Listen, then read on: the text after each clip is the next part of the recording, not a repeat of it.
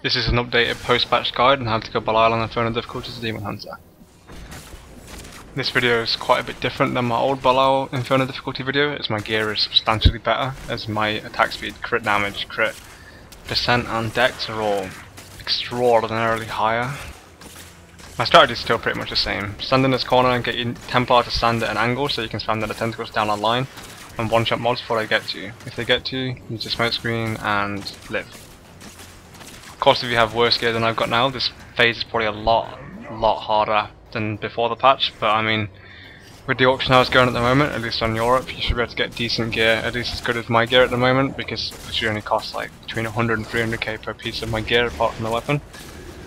So it shouldn't be too hard to gear yourself up in order to kill this fight if you need the gear. If you're watching this video and you want more detailed tactics of this fight, please go watch my old video, as it has a lot more in-depth guide on how to do this. As you can see, my gear is just ridiculous, so I kill phase 2 before ads even appear. That makes this fight a hell of a lot easier, and phase 3 is just a joke when you have so much DPS. However, you still have to build your hatred up before phase 3, so you really need full hatred before he turns into a big monster. And yeah, phase 3 is actually quite a bit harder. I mean, if you don't have really sick gear, I can really see how this fight would be.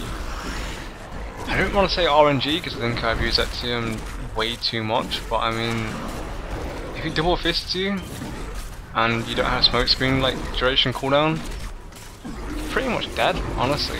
Like, basically, like I said before, if you want to see a harder kill than this, go watch my old video, as it was before the smoke screen nerf, but I mean, it was still a pretty hard kill, and follow them tactics and try and have more gear than I did in that fight, and it shouldn't be too hard. I used better skills in this video than I did in the last video. Try and copy this as well, as it will help a ton in this fight.